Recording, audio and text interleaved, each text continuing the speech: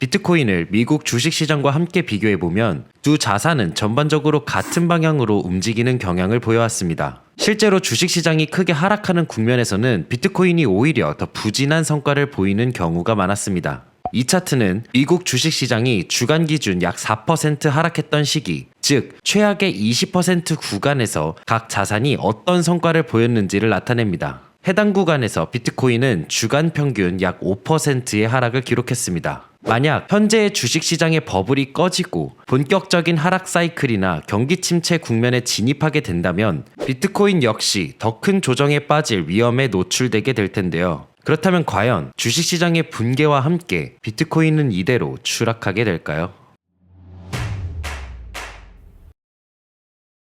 이 차트는 지난 100년 동안의 S&P 500 지수 10년 누적 수익률을 보여주고 있습니다. 현재 수치는 약 235%로 지난 10년간 S&P 500이 235%만큼 상승했다는 의미입니다. 이처럼 높은 10년 누적 수익률은 매우 이례적인데요. 이는 1990년대 후반, 1960년대 초반, 그리고 1920년대와 같이 아주 제한된 시기에만 나타났던 현상입니다. 이러한 높은 수익률의 가장 핵심 요인으로 성장에 대한 기대를 꼽을 수 있습니다. 이 차트는 향후 5년 동안 S&P 500 기업들의 이익 성장률에 대한 기대치를 보여줍니다. 즉, 월가 애널리스트들이 향후 5년간 S&P 500 기업들이 어느 정도 성장할 것으로 보고 있는지를 나타내는 지표입니다. 현재 애널리스트들은 연평균 약 18%의 이익 성장률을 예상하고 있습니다. 그리고 이는 역사적 평균인 연평균 약 10% 수준의 거의 2배에 해당하는 수치입니다.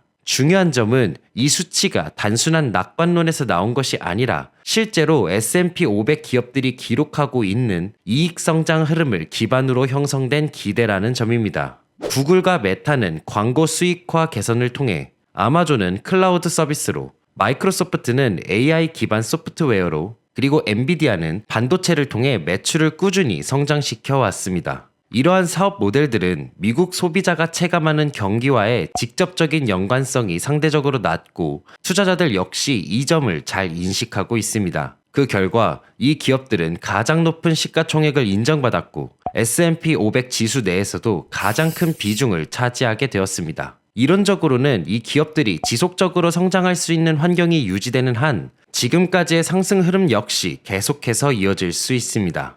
이와 유사한 사례는 1990년대 후반에도 확인할 수 있습니다. 당시에도 오늘날과 비슷한 수준의 높은 이익 성장 기대가 존재했고, 이 기대는 약 5년간 유지되며 S&P 500 지수를 3배 이상 끌어올렸습니다. 그렇다면 이제 가장 중요한 질문은 이러한 성장 기대가 이제 꺾이기 시작할 것인지에 대한 여부입니다. S&P 500 지수의 지난 50년 차트를 살펴보면 최근 금융 역사에서 발생한 베어마켓은 손에 꼽을 정도로 제한적입니다. 그리고 이 모든 사례를 관통하는 단 하나의 공통된 요인은 바로 인플레이션입니다. 미국의 인플레이션율을 함께 겹쳐보면 모든 주가 폭락은 예외 없이 인플레이션이 약 3.5%를 상회하는 국면에서 발생했습니다. 특히 2022년, 1999년, 그리고 1987년과 같은 사례에서는 인플레이션이 이 임계치를 넘어서자 수년에 걸친 주식시장 랠리가 급격하게 종료됐습니다. 이 가운데 유일한 예외는 2020년입니다. 당시에는 인플레이션이 3% 이하였음에도 불구하고 시장이 붕괴됐었는데 이는 팬데믹이라는 특수한 사건이 원인이었습니다. 그 외의 모든 경우에서 주식시장에 형성된 낙관론은 결국 인플레이션에 의해 꺼졌습니다. 그 이유는 명확합니다. 인플레이션은 금리에 가장 큰 영향을 미치는 변수이기 때문입니다.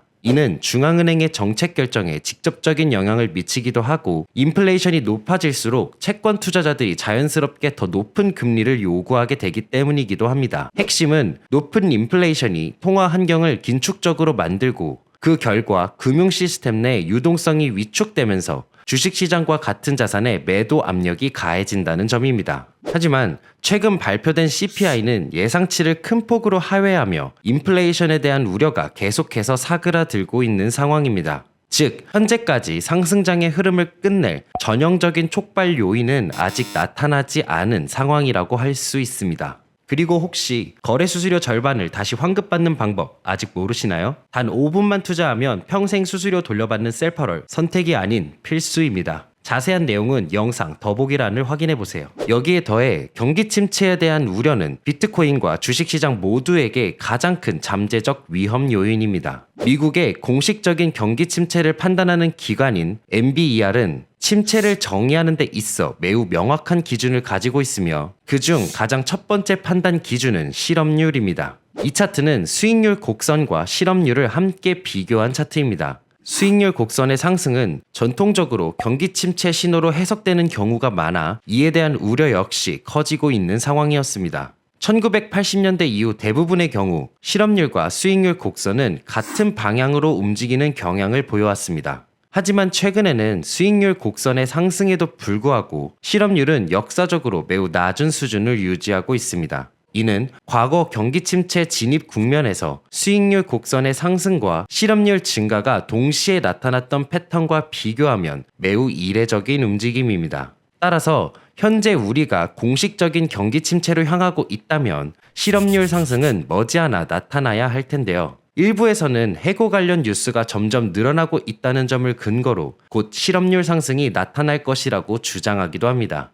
하지만 수익률 곡선 대신 주간 신규 실업수당 청구 건수, 즉 매주 실업수당을 신청하는 사람 수를 살펴보면 또 다른 흐름을 확인할 수 있습니다. 일반적으로 경기 침체로 진입할 때는 신규 실업수당 청구 건수가 먼저 증가하고 이후 실업률이 뒤따라 상승하는 흐름을 보입니다. 하지만 현재 신규 실업수당 청구 건수는 여전히 매우 낮은 수준에 머물러 있으며 최근에는 오히려 감소하는 모습까지 나타나고 있습니다. 즉, 아직 실업률이 곧바로 상승할 것이라는 신호는 포착되지 않고 있습니다. 따라서 현재 수익률 곡선이 다소 높은 수준의 위치에 있음에도 불구하고 당장의 경기 침체 가능성은 여전히 낮아 보입니다. 이는 단기적으로 비트코인이 경기 침체로 인해 급격한 붕괴를 겪을 가능성 역시 낮다는 의미입니다. 마지막으로 수익률 곡선이 2027년까지 비트코인에 대해 제시하는 로드맵을 확인하기 위해서는 수익률 곡선을 2년 앞당겨서 비교해보는 방법이 있습니다. 여기서 보이는 것처럼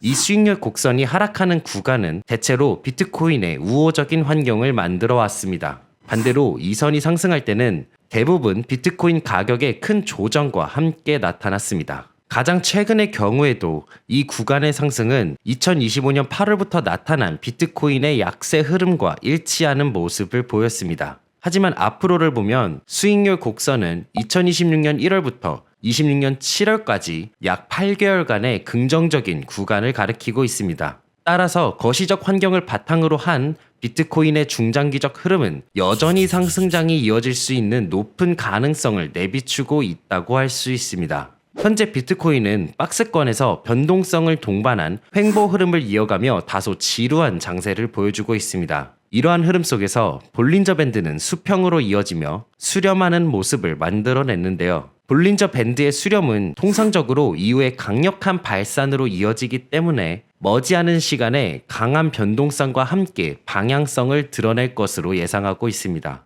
그 방향성이 어디로 향하고 있을지에 대해서는 오늘 함께 살펴본 데이터들과 거시적 흐름을 바탕으로 각자 합리적인 판단을 내리시는데 도움이 되셨으면 좋겠습니다. 오늘 영상 도움이 되셨다면 구독, 좋아요 부탁드립니다. 감사합니다.